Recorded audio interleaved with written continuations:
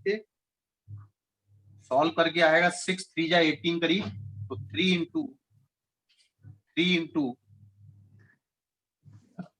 छोड़ दिया 3 इंटू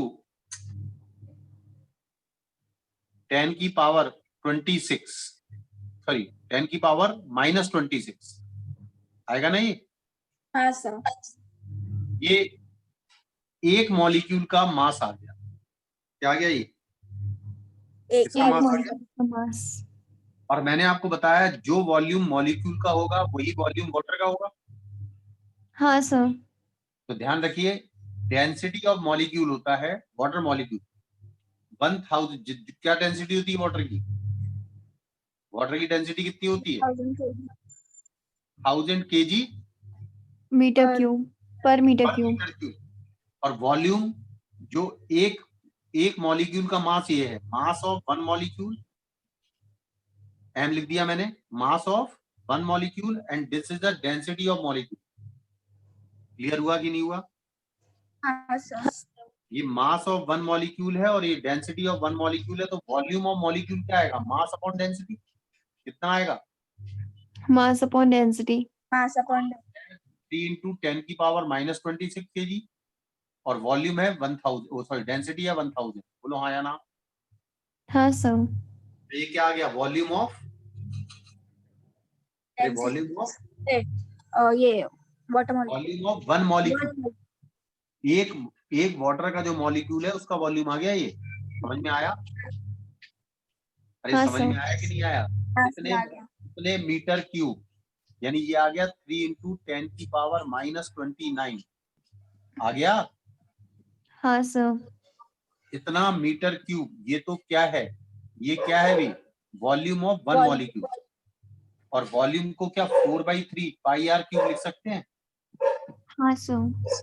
क्या लिख सकते हैं? 4/3 पाई आर क्यूब। क्योंकि हम मॉलिक्यूल को क्या मानेंगे? स्फीयर। मॉलिक्यूल को क्या मानेंगे? स्फीयर। स्फीयर। तो 4/3 पाई आर क्यूब करो तो आर की वैल्यू सॉल्व करने पर अप्रोक्सीमेट 2 एंगस्ट्रॉम आती है। कितनी आती है? 2 एंगस्ट्रॉम। एंगस्ट्रॉम समझते हो? 10 की पावर -10 मीटर। हाँ सर। नहीं जानते हो? अरे सॉल्व कर लोगे ना, इनको बराबर करो, पाई को 3.14 लिख दो, सॉल्व कर लो, तो 2 एंगस्ट्रॉम के अप्रोक्सीमेट आती है। कितनी आती है? 2 एंगस्ट्रॉम के अप्रोक्सीमेट। समझ में आया? This is the radius of one water molecule. नहीं आया? आ गया सर। तो ये साइज है मॉलिक्यूल का, ये वॉल्यूम है मॉलिक्यूल का, एक वाटर मॉलिक्यूल का, और ये रेडियस है उस मॉलिक्यूल की। क्लियर है? ठीक है। अब अगर क्वेश्चन आगे बढ़ता है, अगर क्वेश्चन आगे बढ़ता है, उसने पूछा है what is the average distance between atoms, what is the inter atomic distance between atoms in water. समझ में आया?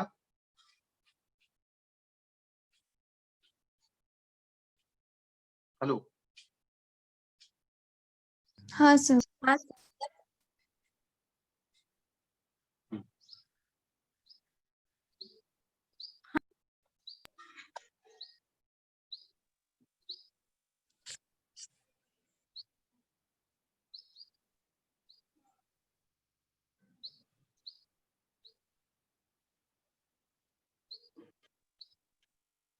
देखिए,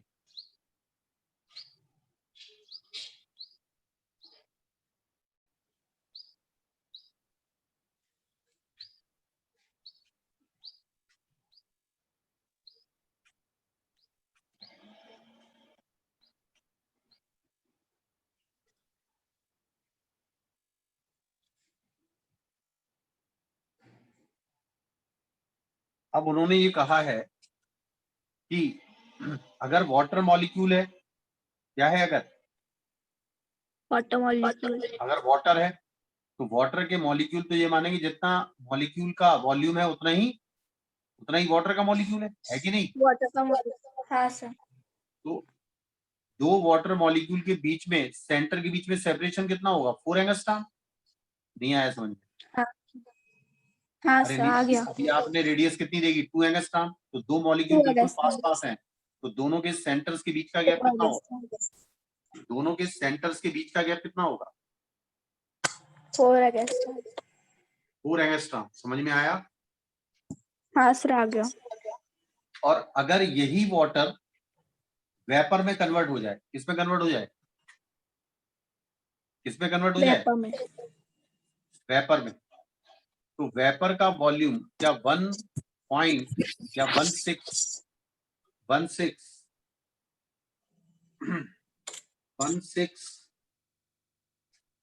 कितना बताया था? 167, ये बताया था ना, 1670। ठीक है ना? वॉल्यूम ऑफ वाटर हो जाता है ना? अरे हो जाता कि नहीं? बोला था। अगर वाटर का वॉल्यूम इतना है तो उसी वाटर की अगर वेपर बनाओगे तो इतने गुना हो जाएगी ना वेपर। हाँ सर। नहीं समझे? नहीं आ रहा समझ में? आ रहा है सर। अब अगर इसका मतलब जो वॉल्यूम ऑफ वेपर होता है, अप्रोक्सीमेट बता रहा हूं, वॉल्यूम ऑफ वेपर जो होता है that is 10 times the, sorry 10 की पावर 3 टाइम्स, नहीं समझे, 10 की पावर 3 टाइम्स। 10 की power 3 times of the volume of vapour होता है अप्रोक्सीमेट, क्योंकि 1.67 होता है, 1.67 इंटू 1000 लिख सकते हो ना आप इसे। हाँ सर। तो volume of vapour is approximate 10 की पावर, अप्रोक्सीमेट 10 की power 3 times of volume of water. समझ में आ रहा कि नहीं आ रहा? हाँ सर। अब ध्यान से सुनना मेरी बात को, ये इंपॉर्टेंट है। इसका मतलब ये जो वॉल्यूम है, ये जो बीच का गैप है, जो पहले 4 एंगस्ट्रॉम था, क्या अब वो 10 गुना बढ़ जाएगा? हाँ 10 सर। टाइम्स? नहीं समझ में आया? अरे वेपर का वॉल्यूम, वेपर का वॉल्यूम बीच के देखो, वेपर का वॉल्यूम क्या 10 की पावर 3 टाइम्स है ना हाँ sir 3 times. Volume of water, water.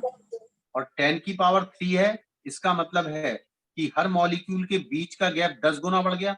10 into 10 into 10, जब वॉल्यूम करते हैं तो length into breadth into height करते हैं ना। हाँ सर। अरे नहीं आ रहा समझ? ये पहले इनके बीच का गैप 2r था कि नहीं था? था सर। जब 2r बीच का गैप था, कितने भर दी पूरी रेल दी गैप पे, पहले तो नहीं होती थी ऐसी। हेलो, तो हाँ इसमें सर। कितना हो गया? ये बीच का गैप पहले 4 एंगस्ट्रॉम था, अब वन। यही मॉलिक्यूल के बीच में गैप जो हो गया 10 गुना हो गया। जब मॉलिक्यूल के बीच का गैप, सुनो मेरी बात, समझ में नहीं आती पता है। जैसे मैं ये कहूं आपसे, मैं आपसे बोलूं कि ये मॉलिक्यूल है,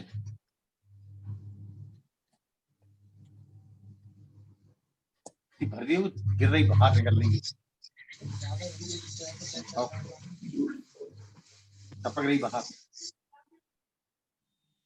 ये मॉलिक्यूल थे पहले, थे कि नहीं थे? थे सर।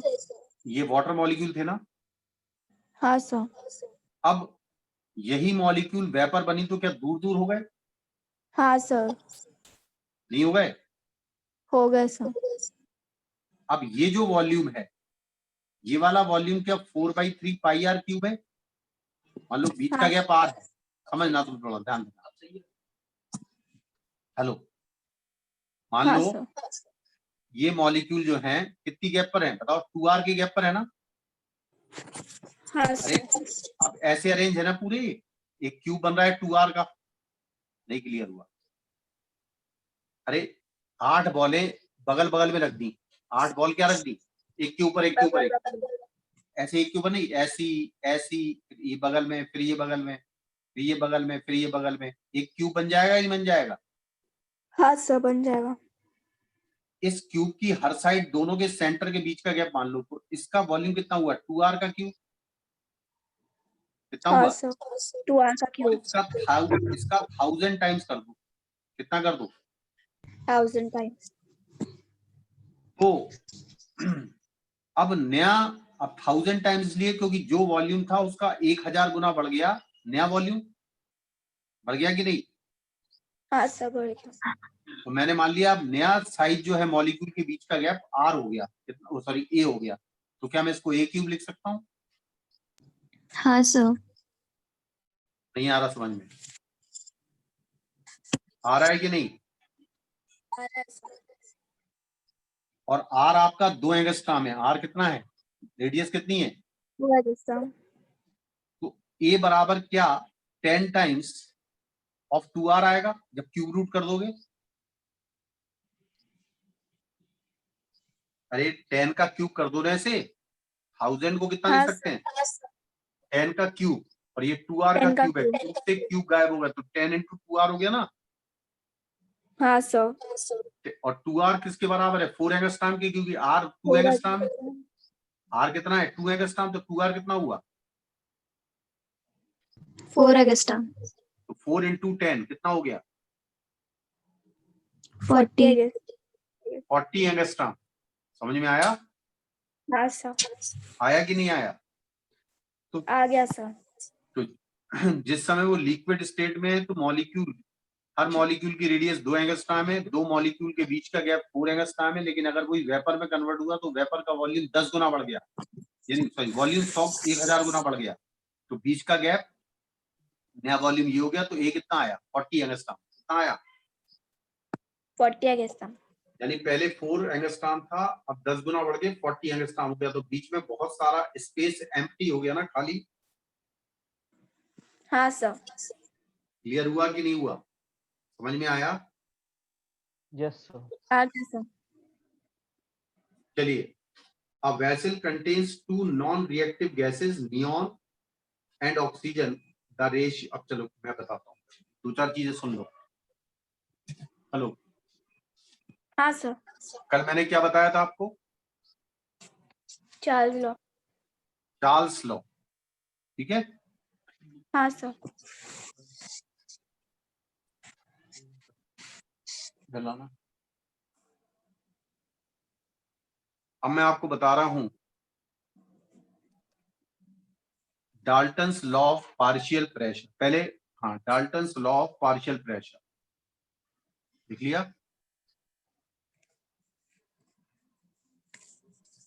लिख लिया? हाँ सर। डाल्टन्स लॉ ऑफ,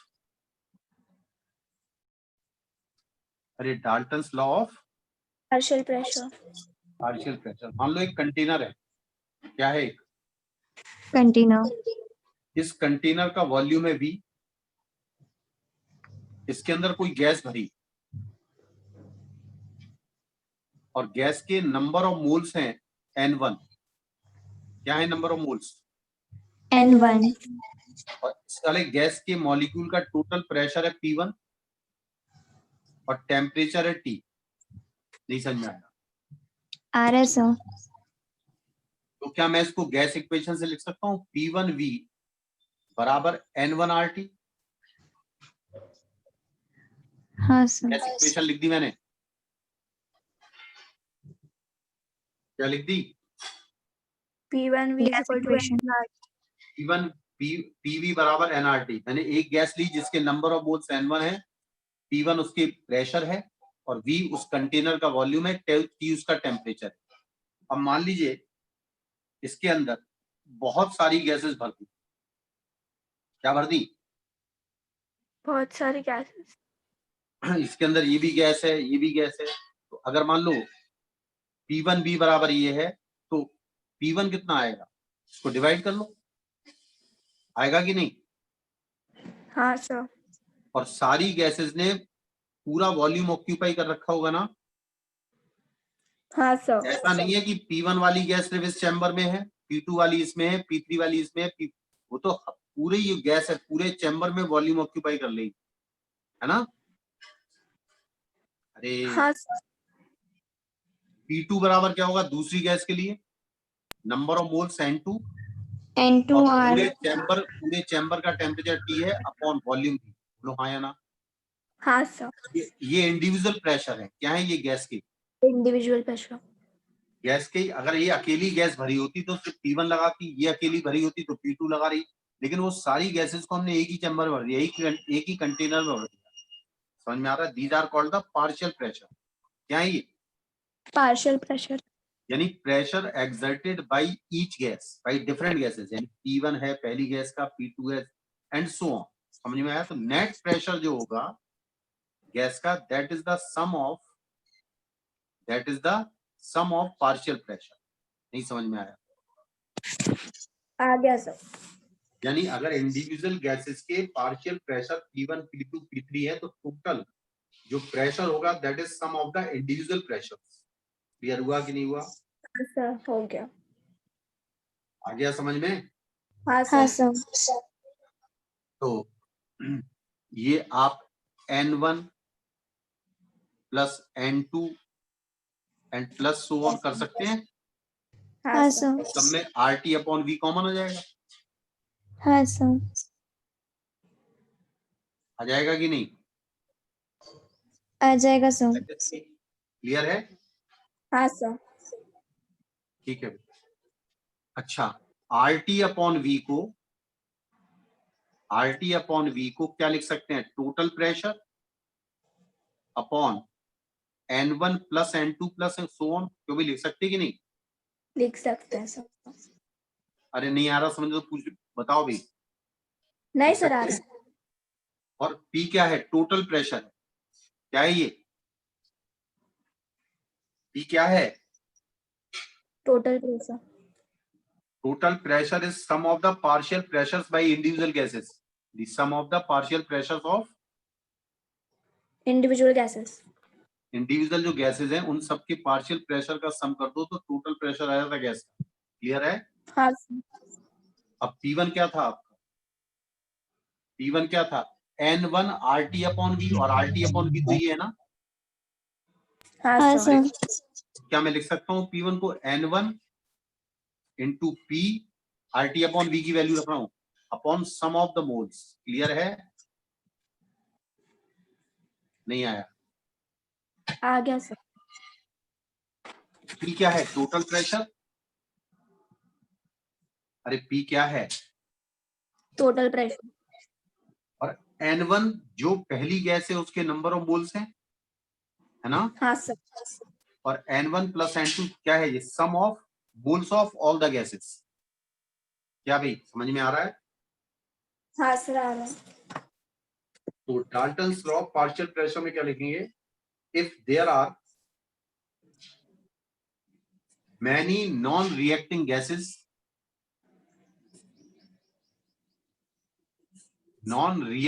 यानी आपस में रिएक्ट नहीं कर रही, non reacting gases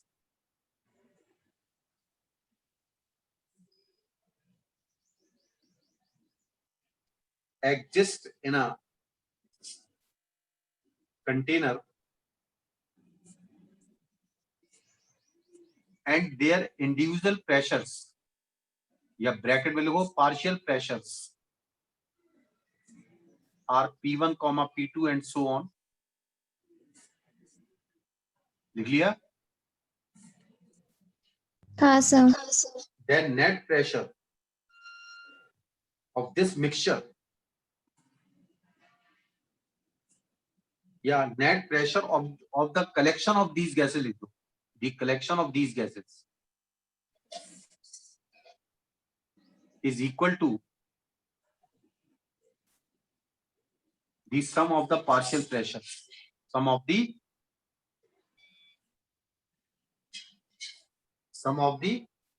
partial pressure.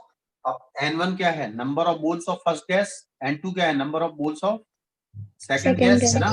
और टोटल प्रेशर क्या है? इन सारे पार्शियल प्रेशर का सम है कि नहीं? हाँ सर। अब P1, P2, P3 की वैल्यू रख दी, सब में RT अपॉन V कॉमन आ गया कि नहीं? हाँ सर। हाँ RT सर। अपॉन V की वैल्यू क्या? P अपॉन दिस आएगी। हाँ सर, आएगी। अब RT अपॉन V को अगर मैं पहली वाली इक्वेशन में लिख दूं तो क्या P1 की value in terms of net pressure आ जाएगी? अरे आ जाएगी कि नहीं? हाँ सर। तो ये था Dalton's law of partial pressure.